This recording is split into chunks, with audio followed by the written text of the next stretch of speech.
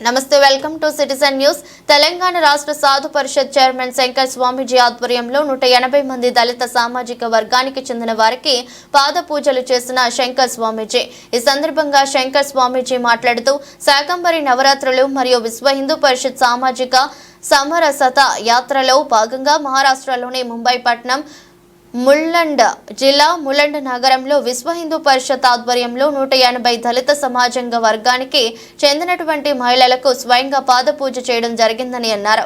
ఈ కార్యక్రమంలో భాగంగా వారికి అమ్మవారి చీరలు, లక్ష గృహాలు, లక్ష్మీ నిలయాలు కార్యక్రమంలో భాగంగా లక్ష్మీ మూర్తిని అలాగే తులసి మాలలు బహుకరించడం జరిగిందని తెలిపారు.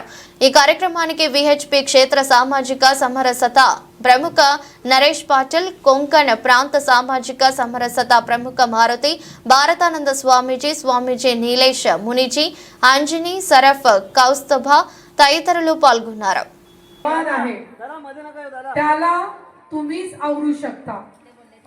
त्यामुळे तुमची शक्ती ही आता ही सगळ्यांना पाहिजे. आपली महिला शक्ती, आपली दुर्गा शक्ती ही सगळ्यांनी एकत्र यायचंय आणि त्याच्यासाठी तुम्ही आज सगळ्या जणी मोठ्या संख्येने इथे उपस्थित राहिलेल्या आहात. त्याच्याबद्दल तुमचे सगळ्यांचे मनापासून आभार, खूप खूप आभार. फिरता तुमचे मंदिर बनले उभ्या घराते, मंदिर बनले उभ्या घराते, घुमटा मधुनी हृदय पाखरू स्वानंदे फिरले मला हे.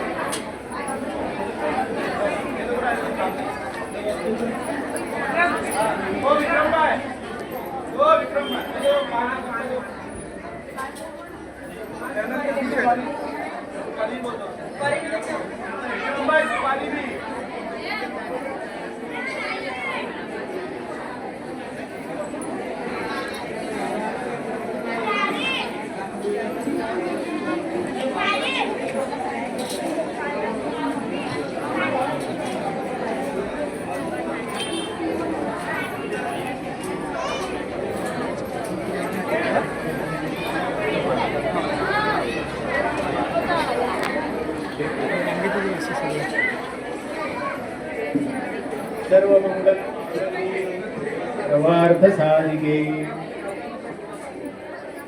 14 तारखेला संक्रांत येते आहे.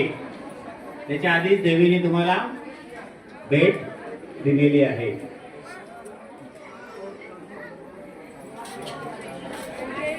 తర్వాత కార్డులు కూడా బ్యాగ్లో ఉన్నాయి. ఆ కార్డ్స్ ఇచ్చాను.